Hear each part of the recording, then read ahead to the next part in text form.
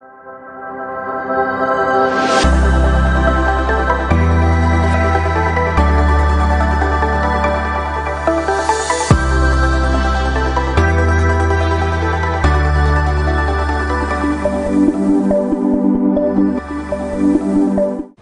and good morning, our dear viewers. You're most welcome to the DAKTARI show, a health educative show which airs here on Western TV every Thursday from 10 a.m.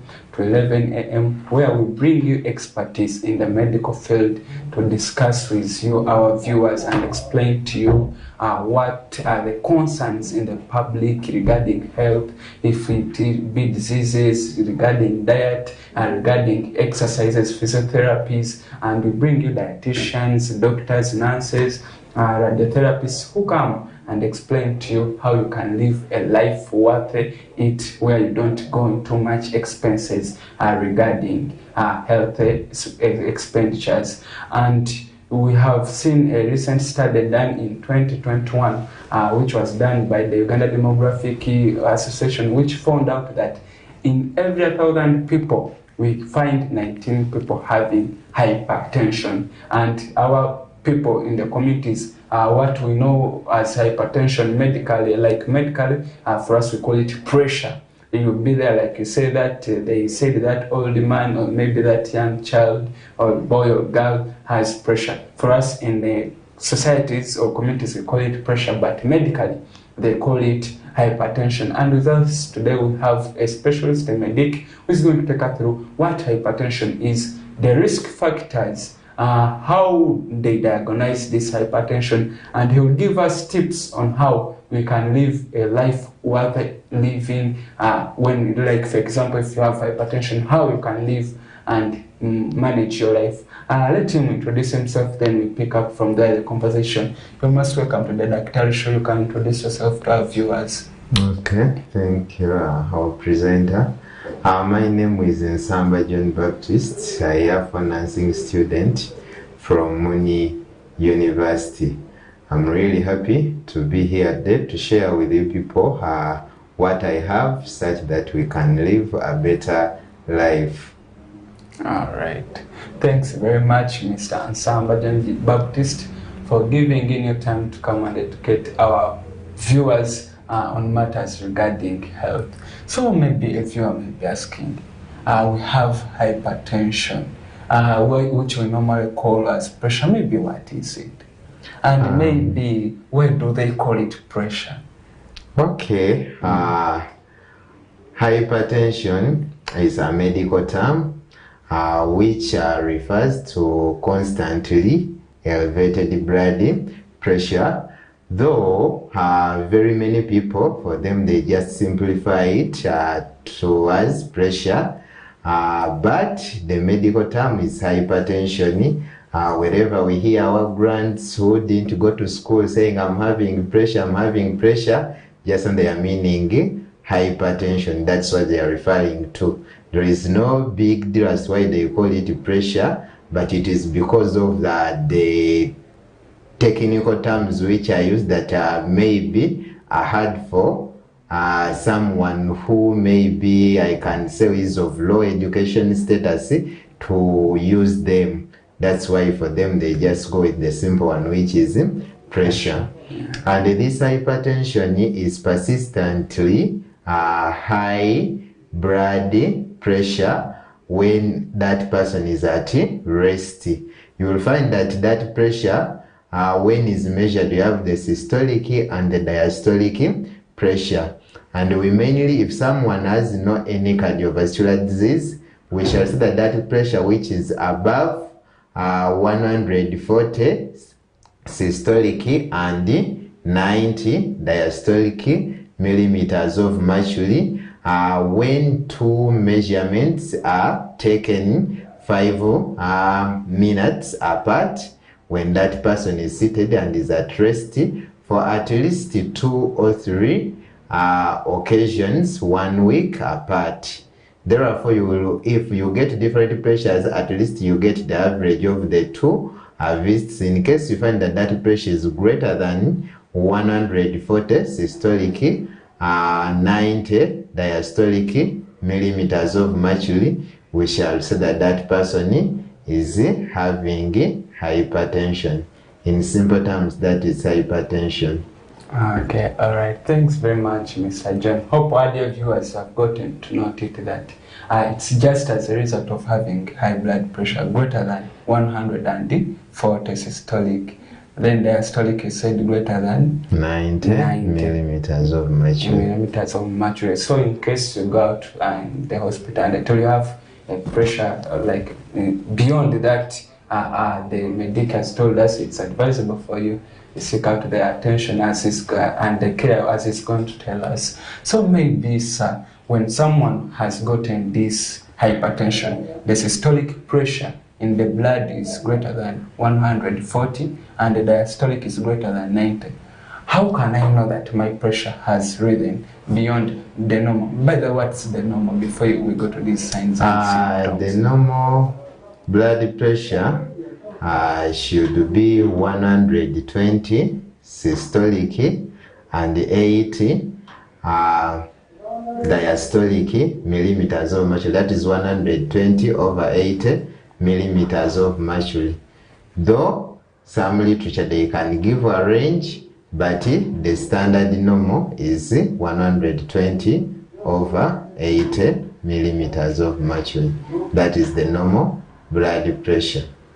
Okay, all right. Thank you, sir. So how can someone in a community or a viewer is eager to know before maybe I go to the hospital and they identify me having like pressure greater than 140 and 90 systolic and diastolic, are there signs I can experience on the body which can cause a change in my well-being? Then I know I start like saying or getting some thoughts, maybe it could be high blood pressure or hypertension. When it comes to hypertension, actually we shall find that it is also called silent killer disease. When it comes to hypertension, is a disease which rarely show symptoms, whereby in most cases it doesn't show its symptoms. They will just be there not knowing, and at the end of the day you can just go just like that without any symptom. However, the key symptoms for hypertension are mainly three which you can base on, whereby we have headache, dizziness, and palpitations. Once you feel those symptoms, in case you are not having any other disease, however, we shall see that hypertension, you have what we call the socio or primary hypertension, which just sets in without any pathological disease, and also have the secondary hypertension, which is due to different pathological conditions, which can be due to kidney condition, which can be due to kidney venous stenosis. It can be due to endocrine disorders like hyperthyroidism, hypothyroidism, Cushing syndrome. That's when you're having very high levels of cortisol. Then those conditions, they can also lead to what? To hypertension, which can be more evident compared to the primary hypertension. But detecting primary hypertension just based on symptom, in most cases, it is very hard. Therefore, I will advise you, especially when you are in late ages, like starting with 50s and above, to always go for screening for this condition, or when you are having a family history, because you will find that this primary hypertension increases with increase in age, whereby someone 50 years, it is more common in a population of 50 years and above. However, it can also set in at the age of 25 to and above. And this secondary hypertension, for it, we shall find that it is sudden and has a rapid onset, and mainly occurs at ages of 30 and below. Yeah. Therefore, knowing hypertension based on symptoms, or you as an individual is suffering from it when you have no any medical knowledge, it is really very hard. However, if you're having constant headache, you're having persistent dizziness, and you're having some palpitations, it's better to go for a medical checkup to see what is really happening. Those are the few symptoms you can base on to predict whether you're having hypertension or not. Okay, all right. Thanks very much, Mr. John. Hope our dear viewers have gotten to note it. He gave out 3, he called them cardinal points, like someone can get in case they have this hypertension, where I said the headache, dizziness, and palpitations. Maybe a viewer may be asking him or herself, yes, to explain palpitation. What are palpitations? Palpitations in layman's language, I can say these are abnormal mechanisms which set in when the heart is not functioning normally. Because you can have your heart when it is beating at a very fast rate, you will feel some can I say abnormal heart movements. You just feel it, yeah? Those abnormal, whereby even if you see your chest area where the heart is, you will even see abnormal movements physically, which can indicate that there are somewhat palpitations. I think that is how I can simply explain it, not to complicate it. Okay, all right. Thanks very much, Mr. John. Hope our dear viewers, you have gotten to note these cardinal signs you can get in case you are having this hypertension, which we call pressure in the community. So maybe other things maybe a viewer can do which can predispose him to a risk of getting this condition of pressure or hypertension. We have a number of predisposing factors. However, as I said earlier, that we have what we call the socio or primary hypertension.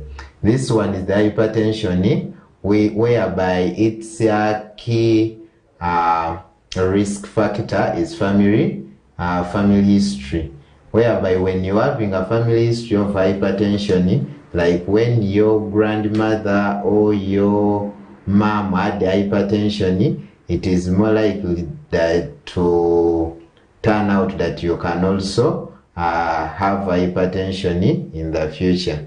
Therefore, that one is a very big risk factor in the primary hypertension, where I said that for it is the most common type of hypertension, carrying 95% of the hypertensive cases, and it increases with an increase in age. Therefore, age is also a risky factor. You will find as you are aging, there is low production of elastin and deposition within those blood vessels due to aging.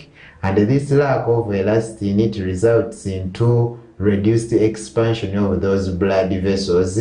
You will find that these blood vessels, they will result into reduced or difficulty in blood flow, which in the long run result into like peripheral resistance, which lead to increased blood pressure. Then other risk factors, we also have smoking, alcohol, obesity, stress, sedentary life, whereby all those factors, smoking, obesity, stress, alcohol, you will find that they stimulate a system which we call the sympathetic nervous system. This system is responsible for controlling the normal electrical functioning of the what? Of the heart. You will find that when this system is stimulated, it is going to cause release of a chemical which is known as a chemical, where we medics will call it a neurotransmitter, adrenaline, or others they call it epinephrine, which is going to go and bind on what? On beta receptors. Those receptors, we shall find them within the heart, the myocardium, whereby when this epinephrine binds, it causes increased myocardial contractility. Remember, this smoking, alcohol, obesity, stress, they are increasing the production of epinephrine due to increased stimulation of the sympathetic nervous system. You will find that we shall have increased myocardial contraction, which result into increased cardiac output and the stroke volume, which in the long run results into increased blood pressure, which is hypertension. This same epinephrine also goes directly to the alpha receptors of the blood vessels, and they cause them to constrict, resulting into vascular resistance to blood flow, which also lead to hypertension. Still, this same sympathetic nervous system, once it is stimulated by those risk factors I've mentioned, which is alcohol, smoking, obesity, stress, still it is going to activate the RAS system, whereby it is going to stimulate the kidney to release a chemical known as renin. And this renin, this hormone, is going to carry out a lot of things which will result in release of another hormone which is known as aldosterone, angiotensin 2, which angiotensin 2 is going to activate the release of aldosterone, adrenaline. Also itself, it has an impact on the blood vessels, whereby this angiotensin 2 causes vasoconstriction. Then this aldosterone is going to cause retention of what? Retention of sodium ions and water. You will find that the intravascular pressure is going to increase, which is going to result into increased blood pressure. Also, the antidiuretic hormone is going to cause retention of what? Of fluids, more fluid reabsorption. Therefore, we shall find that the intravascular volume is increased beyond the normal, resulting into hypertension. Therefore, activating this sympathetic nervous system in primary is the major cause of hypertension in primary hypertension. Another risk factor in this primary hypertension is diabetes, whereby this diabetes itself also causes a stimulation of especially type 2 diabetes, whereby we have what? Insulin resistance, and that increase in insulin also directly affect what? Affect the kidneys, whereby it will stimulate them to also release renin. Still, the cascade will go on, as I've mentioned earlier, based on those risk factors of alcohol, smoking. Then we also have hyperlipidemia.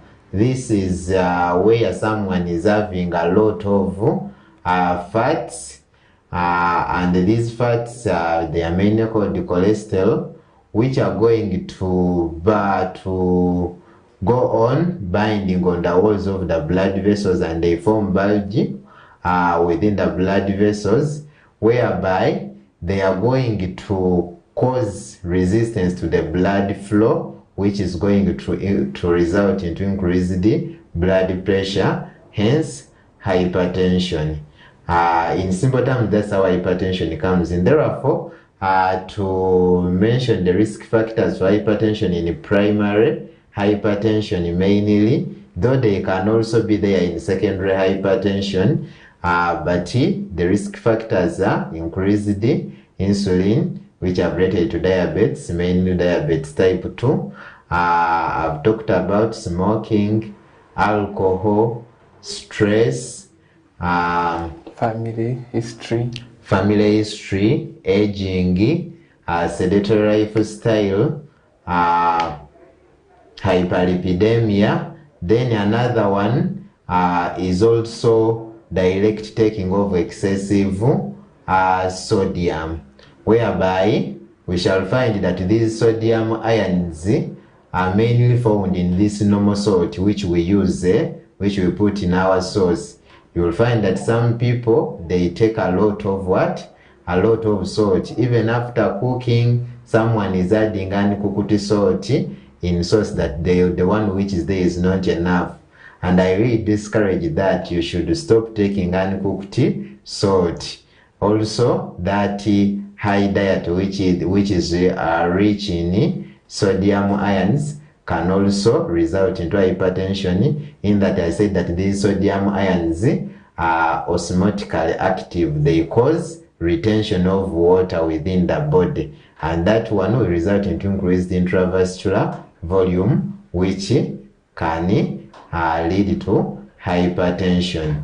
Then when it comes to secondary hypertension, which I said that it is mainly found in people of ages of 30 and below, and I said that it occurs suddenly and it has a very rapid onset. This one, for it mainly caused by pathological diseases. For it to occur, there must be certain pathological disease, whereby this disease can be caused by or can be precipitated by the risk factors I've mentioned earlier. And the major causes here, we have the renal causes, which can be the renovascular stenosis, that is resistance to blood flow, and there is a blockage within the blood vessels which are supplying the kidney, which can result into kidney ischemia, resulting into kidney failure, which can now lead to hypertension. They can be cardiogenic, like the aortic stenosis, that is when there is a blockage within that blood vessel which is called the aorta.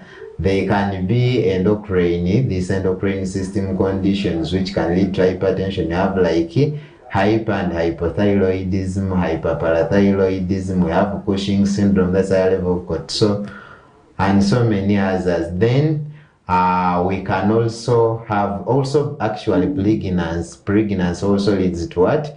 To hypertension. Though the main terms they use is the eclampsia and the preeclampsia, but also pregnancy is among the conditions which can lead to secondary hypertension. Still, the pulmonary conditions like the obstructive conditions like asthma, whereby they can lead to hypoxia, and this hypoxia itself can cause a lot of reactions which can result into increased blood pressure. That is how I can bring out the risk factors together with the causes of what? Of those two types of hypertension or categories of hypertension, the primary or known as essential hypertension and the secondary hypertension. Okay. All right. Thanks very much, Mr. John, for that detailed discussion regarding on the predisposing factors someone can get, like in order to, like, which can put someone at a risk of getting this hypertension we normally call as pressure, and he has summarized them all. And he emphasized, hope our dear viewers got it, like we should stop taking raw salt, because if we take this salt, it increases sodium ions in the body, which will increase retention of water, which in the long run will increase the pressure. Maybe, Mr. John, a viewer may be wondering, on this last segment you talked of some respiratory diseases like asthma, like you said they cause hypoxia. So a viewer might be wondering, what is hypoxia? Okay, in simple terms, hypoxia, this is where someone is having very low oxygen levels within the body. Okay. All right. Thanks very much, Mr. John, for that discussion regarding hypertension, which we are in our communities we call pressure. And those who have just joined us, I talk us through in what hypertension is, why in the communities we call it pressure, not hypertension, because it's easier for the community members to understand. And also he took us through the signs and symptoms. Then he took us through the risk factors or predisposing factors which can put you at a risk of getting this pressure or hypertension. Let's first get into a cooling break, then we shall be back in the second segment where I will take us through how they diagnose this pressure and how can someone with pressure live a life worth it without complications? Thank you very much, our dear viewers. Let's get back after this short commercial break.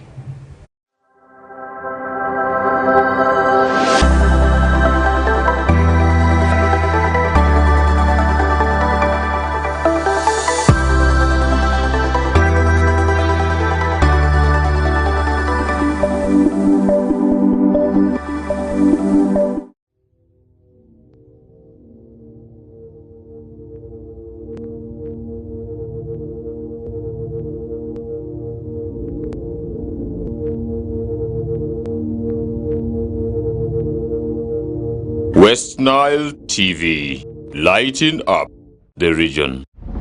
A brand new Global Star TV with StarTimes Inside Technology.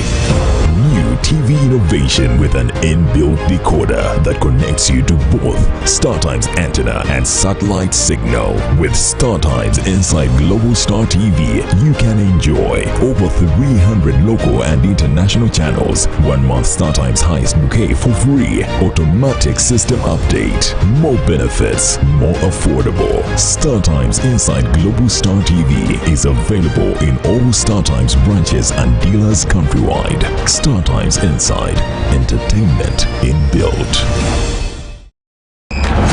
We are the passion you've been waiting for! It's Yunus Junior Santamu! It's our league, our football, our boys, our style. StarTimes UPL new season starts 15th September. Go for it! What a finish for Mr. Fukume! The Ugandan flair, Brazilian samba, Portuguese magic, the night football craze. More TV games live on Senyuka Prime and Fufa TV only on StarTimes. The StarTimes UPL, our league, go for it.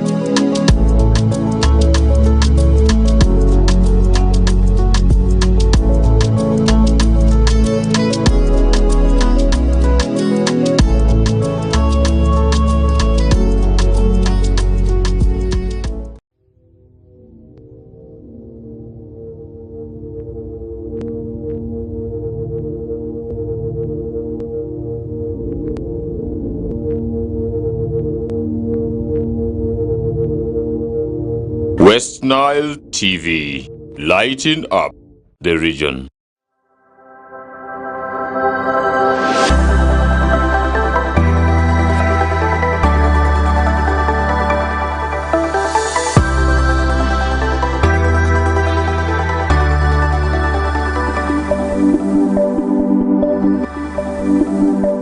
Welcome back, our dear viewers, from that cooling break, and we are back in the next segment. Those who have just joined us today, we have Mr. Ansamba John Baptist, who is taking us through hypertension. And hypertension in the community, we always call it pressure. He told us the why, then how then pressure came about. Then also we took us through in the first segment what it is, this symptoms, someone, how you can know you have it. Then he took us through the risk factors. So we're back in this segment where he's going to take us through how to diagnose this pressure, how can you treat this pressure, and the advantages of always maintaining your pressure in the normal range. And remember, our viewers, he told us the normal range, the systolic, we have 128 millimeters of mercury systolic and 80 diastolic millimeters of mercury. Those are the normal blood pressures. We'll be back from that short commercial break, Mr. Jan. Thank you. Okay, so how do you always a person comes to you guys in the hospital, how do you always diagnose or tell or give an examination to tell that this person has hypertension or pressure? Okay, thank you. But before we go to hypertension, let us first talk how hypertension is diagnosed, let us first talk about the symptoms of hypertension. As I said earlier, the cardinal symptoms are headache, dizziness, and the palpitations. Palpitations, these are just, as I said earlier, abnormal heartbeats, whereby you might find when your heart is too fast or too slow or just irregular. Therefore, you as a person, you will feel a sensation where it's like your heart is racing or fluttering or just thumping.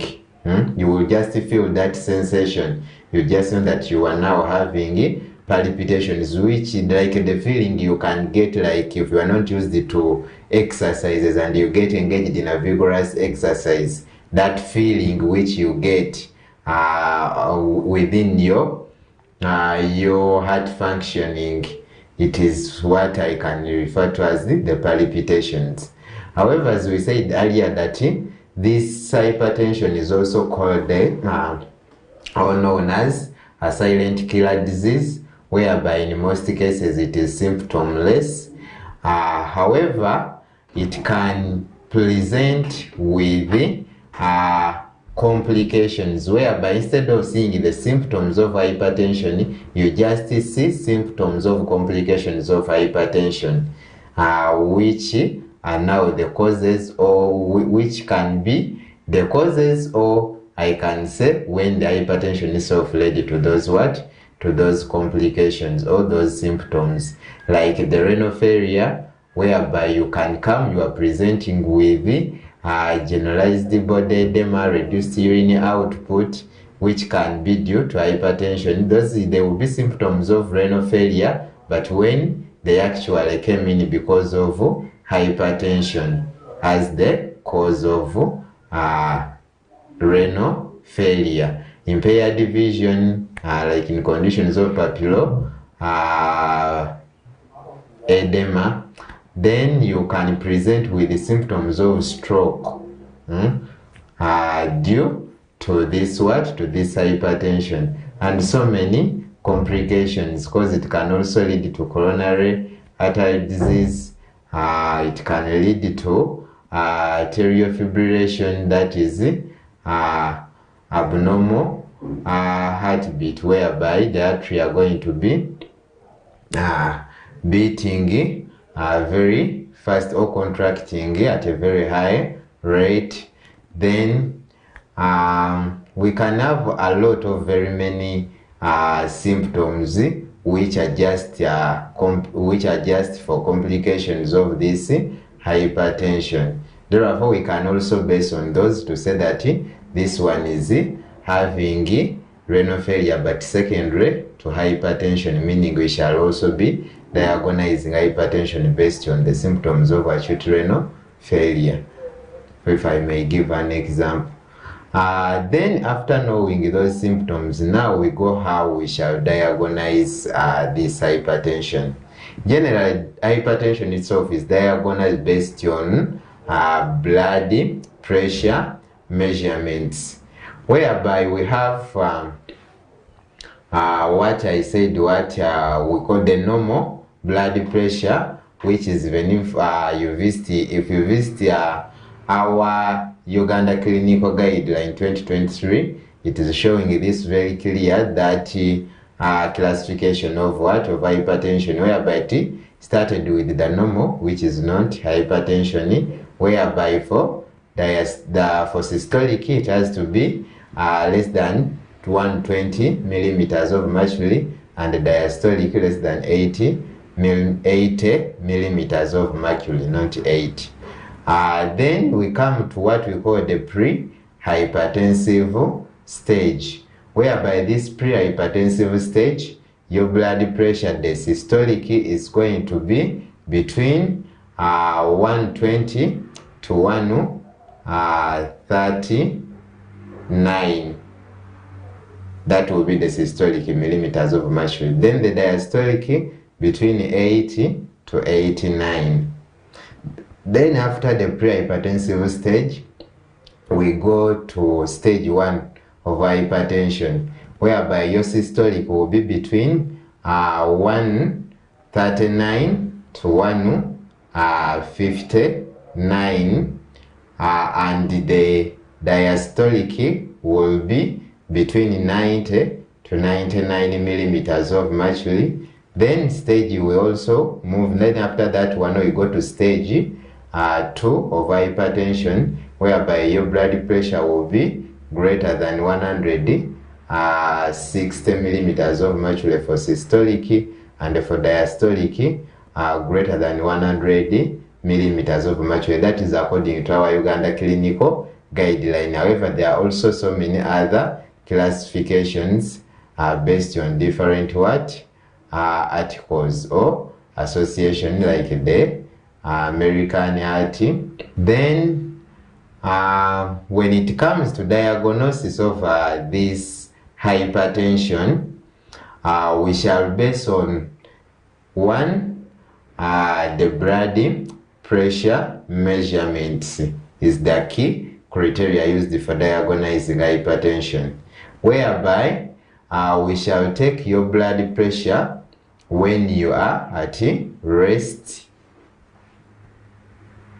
for at least we shall take at least 2 measurements 5 minutes apart when you come for a visit. Then we shall send you back and we tell you to come for a second time, whereby we measure your blood pressure at least 2 or 3 occasions 1 week apart, and you have to be at rest when you are seated.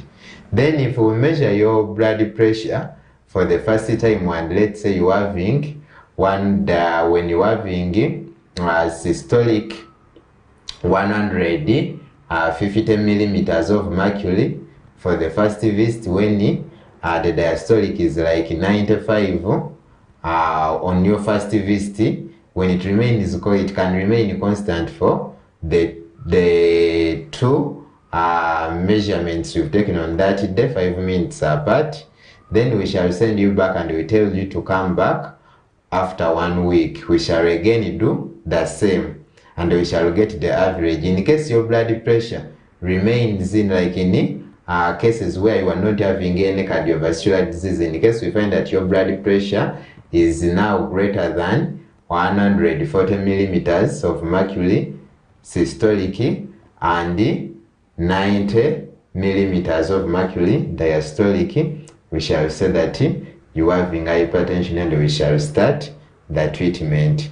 For someone who is having a cardiovascular disease, any disease of the heart, we shall diagnose hypertension in case you are having systolic 130 millimeters of mercury, then systolic 80 millimeters, diastolic 80 millimeters of mercury. Then for you there, when you're having a cardiovascular disease, we shall also diagnose hypertension, and we shall start treatment. Then also in diagnosing this hypertension, we shall need your history, because you might find that when you are not actually having hypertension, but it's just a certain factor which need to just be modified, which can be stress. Even on the first day we shall do that, such that we give counseling, so that when you come back we get accurate results for us to diagnose that you are having hypertension. Therefore, history is very key, and a physical exam to rule out other conditions like organ failure, like the kidney. That's why we shall also do other tests like the urinalysis. That is where we shall check for your renal function. We are checking whether your kidney is functioning very well. We shall take the plasma, urea, creatinine levels, and electrolytes to rule out the cause. These tests are mainly done to rule out the cause of hypertension in most cases, especially when that hypertension is secondary. We can also do X-ray to see the heart structure. We can also do the electrocardiogram. This is where we check for the electrical conductance of your heart to see whether it is normal or abnormal. And those are the different investigations which we can do apart from what? Physical exam or the blood pressure measurement. Okay, all right. Thanks very much, Mr. John, for that discussion. Hope our dear viewers have gotten to know how these medics get to diagnose someone to conclude that this person has hypertension or pressure in the layman's language. So maybe, Mr. John, a person comes to the hospital. You diagnose this person having pressure greater than, like, let's say 140 millimeters systolic and greater than 90 diastolic, and you have said this person has hypertension. You have concluded. How do you always recommend, which management do you always recommend for these people treatment in terms of lifestyle, diet, and in the medical management? You can maybe explain that to the viewers. Okay, when we are managing hypertension, after establishing the cause and we get to know which type of hypertension, are you having primary or you having secondary hypertension, whereby in cases where you having primary, you have no any organ dysfunction. When you are in a pre-hypertensive stage, we mainly recommend life modifications or lifestyle modifications, whereby cause in the assessment we shall assess for alcohol, smoking, in those risk factors which can lead to hypertension. Therefore, among life modifications, we shall advise exercise in case you were not exercising when you were having sedentary lifestyle, or when you were obese. We recommend exercise in order to reduce weight. Therefore, weight loss is also one of them. Then we look at diet, whereby in diet we recommend low sodium diet, whereby we tell you to reduce your salt intake, and we also discourage that business of taking uncooked salt, to stop it as soon as possible. And in diet, we again advise not to take or recommend not to take fatty foods, especially foods rich in saturated fats. That's why we shall also recommend oil fish like the salmon, because these ones, for them, they have what we call the omega-3 fats, which are good for health, and they can help to reduce on those bad fats which we don't need within the body. Then simple on diet, mainly those are the key things we emphasize. Then we also encourage you to stop alcohol intake in case we are taking alcohol, to also stop smoking in case you are a smoker. Those are some of the few life modifications. Then we shall send you back and we tell you to return after 3 months. And in case we find that after 3 months these life modifications have failed, we shall now still encourage these life modifications. By this time around, you are also going to bring in some pharmacological measures, the drugs, whereby in case your blood pressure is the systolic is greater than 140 and the diastolic is greater than 90 millimeters of mercury without any cardiovascular disease, we are going to start the treatment. And our target is to reduce the blood pressure below 140 millimeters of mercury systolic and below 90 millimeters of mercury diastolic, whereby when you are having that primary, where you are having any organ malfunction, you are going to go in for the first line medications, whereby among the first line medications we have drugs which are known as dihydropyridine calcium channel blockers, the amyloid, which are the examples. There are mainly two which are used, amlodipine and nifedipine, whereby we shall give you amlodipine and the dosage will be also told how to take that medication. Another first line drug, we have drugs which are known as the angiotensin converting enzyme inhibitors, and the examples we have the niraparib, the captopril, whereby these ones, they are good even when someone is having in most of the hypertensive cases, even in some conditions where you have organ failure like the heart, they can also work, whereby here we shall give you this medication. However, we shall also educate you about its risk factors like dry cough and edema, whereby this drug is mainly discouraged in patients having respiratory conditions like asthma, these angiotensin converting enzyme inhibitors. Then you also have another class of drugs in the first line, drugs which are known as the angiotensin 2 receptor blockers, whereby these ones, they prevent that angiotensin 2 from binding to its receptors. If I'm not going to repeat the pathophysiology of that disease, we all know the role of this angiotensin 2, whereby we shall now increase elimination of sodium and water in case you take these drugs which block the binding of angiotensin 2 to its receptors. Therefore, there you can manage hypertension. And example, you have losartan.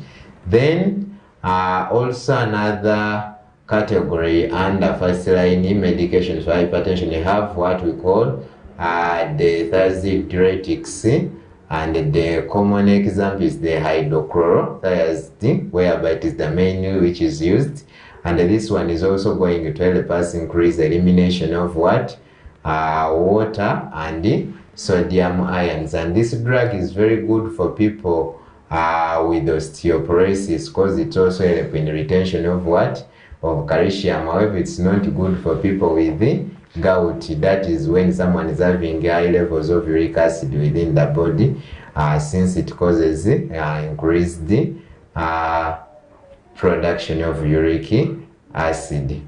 Then another example of drugs in the first line category, those are some of the drugs within the first line category for managing hypertension, whereby we shall give you these medications when you come. Once you start these medications, for the calcium channel blockers, the angiotensin converting enzyme inhibitors, the angiotensin 2 receptor blockers, they can be used in a combination. Even the diuretics, I've said, they can also be used in a combination, whereby we mainly prefer starting with those calcium channel blockers, the amlodipine, and you will go after 1 month, you will come for review in case your blood pressure is still high above 140 millimeters of mercury systolic and 90 diastolic.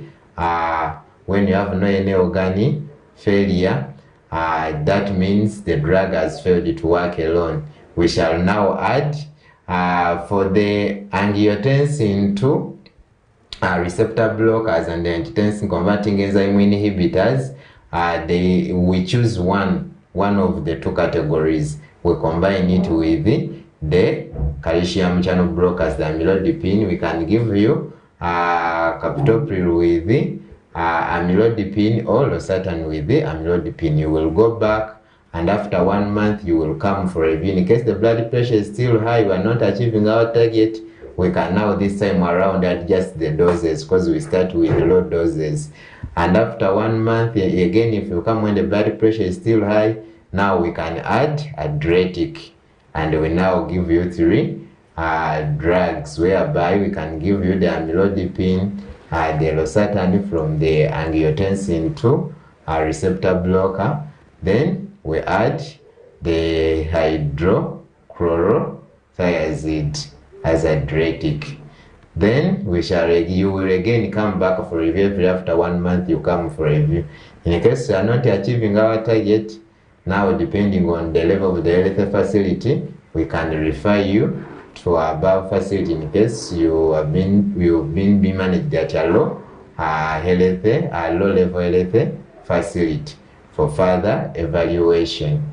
Then for people with the cardiovascular diseases, I said that we shall start treatment in case the blood pressure is greater than 130 millimeters of mercury systolic and 80 millimeters of mercury diastolic. We shall start treatment, and our target will be reducing blood pressure below 130 millimeters of mercury systolic and 80 millimeters of mercury diastolic.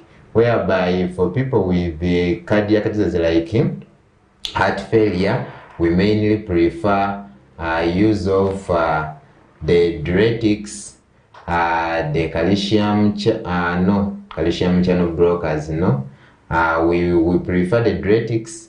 We have the second line category, which I didn't mention, which is having the drugs which are known as the beta blockers, whereby these beta blockers, they can also be given in cases of heart failure.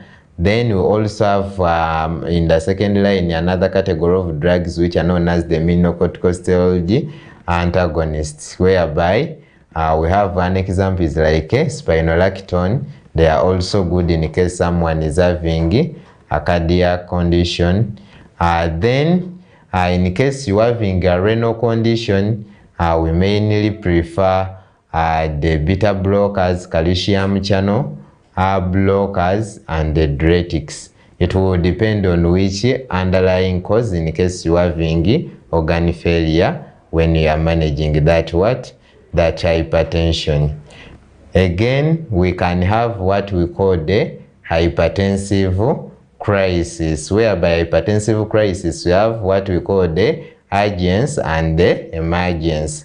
In urgence, your blood pressure will be greater than 180 systolic and greater than 120 diastolic, but without organ failure when your organs are functioning normally. That one will be urgence, and there we prefer oral medications, whereby we shall give you either angiotensin converting enzyme inhibitor or the angiotensin receptor blocker. We choose one, we combine it with calcium channel blocker, then we can add, or we might not add, a diuretic.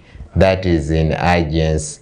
Then when it comes to emergency, this is where your blood pressure is greater than 180 millimeters of mercury systolic and greater than 120 millimeters of mercury diastolic. Here with the organ failure, there might be like a kidney failure, heart failure, then that one will be emergency. And in this case of emergency, we prefer IV medications, whereby among the IV which are commonly used, we have the beta blocker, the non-selective, which is known as labetalol. We have also another class which is known as the vasodilators, and they mainly use hydralazine, and so many others. Even the diuretics like the furosemide, they can also be used in terms of emergency. However, here you have to be very careful. When you are managing the blood pressure, you have to reduce it slowly. We don't encourage rapid reduction, whereby like if someone is having like 220 millimeters of mercury over 140, we can see that in the first 2 hours we are reducing 25%. Therefore, you will give medications to achieve that. You don't reduce it drastically, and you should monitor for 24 hours. The reduction goes on for at least 24 hours. Alright. Thanks very much, Mr. John, for that discussion. Hope our dear viewers have gotten to note this management for people who have pressure. Maybe Ines, you can summarize it for our viewers. How can they prevent this pressure? And you also emphasize the advantages of maintaining or managing this high blood. Okay, thank you, Mr. Tom. For the prevention, it is not far much different from the life modifications. As I stated earlier, life modifications avoid smoking, alcohol, maintain normal weight, exercise, low salt intake, low lipid intake, or avoid fatty foods. Those are some of the preventive measures, and it is very essential to control hypertension in case you are having it, to prevent complications like kidney failure, stroke, Heart failure, and so many others. Okay. All right. Thanks very much, Mr. John, for giving in your time to come and educate the viewers of Western TV. Maybe your conclusion remarks as we end the show. Okay. Thank you for your active listening. In simple terms, hypertension is elevated blood pressure, and it is very essential in case you are in older ages to always go for screening to diagnose that disease in case you are having it, to prevent complications. Thank you. So, to our viewers, thank you very much for giving in your time to come and get this educative information from these experts. We are grateful for giving in your time, and our viewers, thank you very much. Till we meet again next Thursday from 10 a.m. to 11 a.m. with more exciting healthy topics of discussion. Thank you very much.